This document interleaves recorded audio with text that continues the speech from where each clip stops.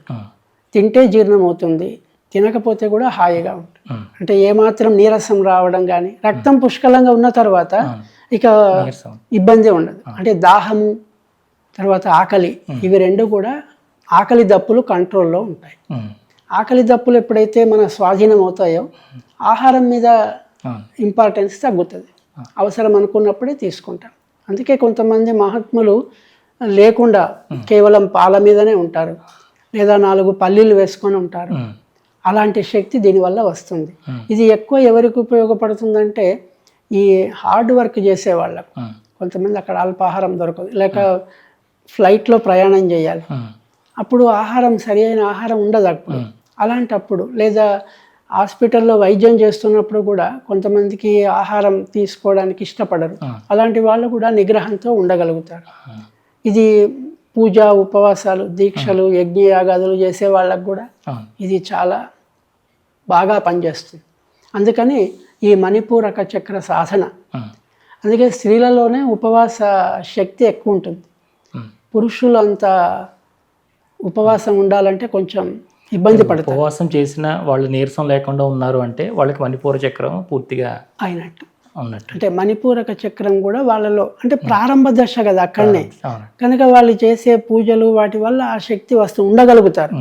అంటే ఉండగలిగే శక్తి వాళ్ళలో వస్తుంది కనుక ఉండగలుగుతారు. దీనికి ఉన్నటువంటి ఆధ్యాత్మిక కోణం, ఆధ్యాత్మిక కోణంలో ఏమిటంటే సూర్యుడే ప్రధానం.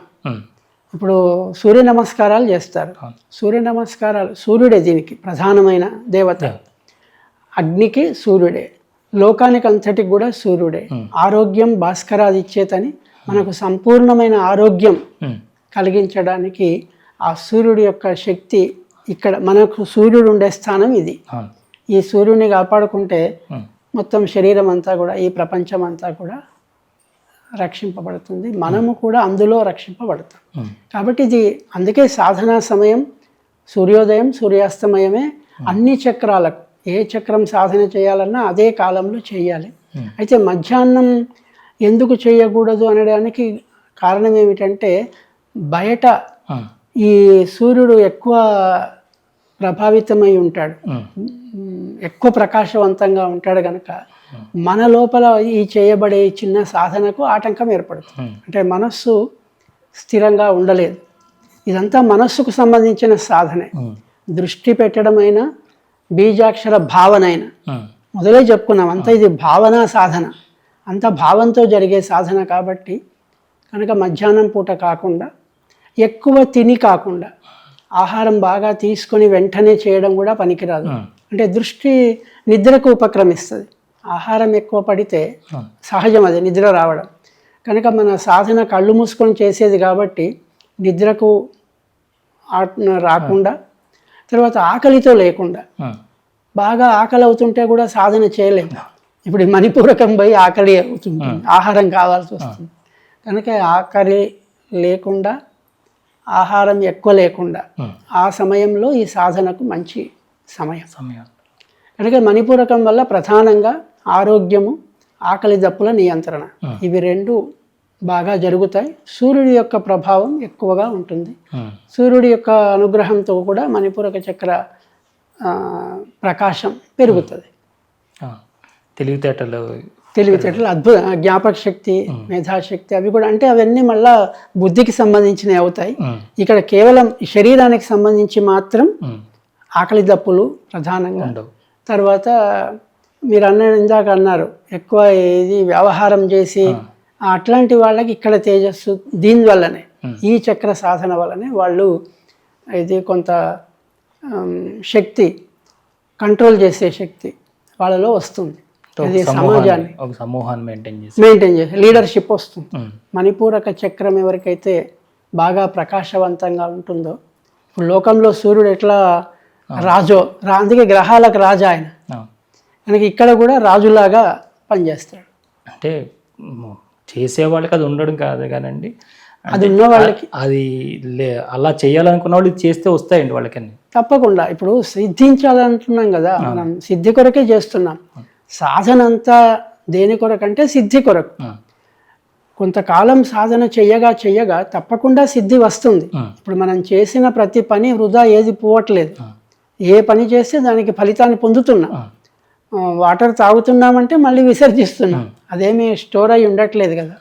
అట్లాగే పని చేసినప్పుడు, ప్రయత్నం జరుగుతున్నప్పుడు ఫలితం తప్పకుండా వస్తుంది. ఇది ఋషి వాక్యము, వాళ్ళ అనుభవపూర్వకంగా చెప్పింది, దర్శించి చెప్పింది. కాబట్టి అందులో ఎలాంటి లోపం లేదు. అనుభవం ఇచ్చిన మహాత్ములు ఉన్నారు, ఇప్పుడు అనుభవిస్తూ ఉన్నాం. ఇంకా ఇంతకంటే సాక్ష్యం ఏం కావాలి? కనుక తప్పకుండా అది అని ఫలితం వస్తుంది.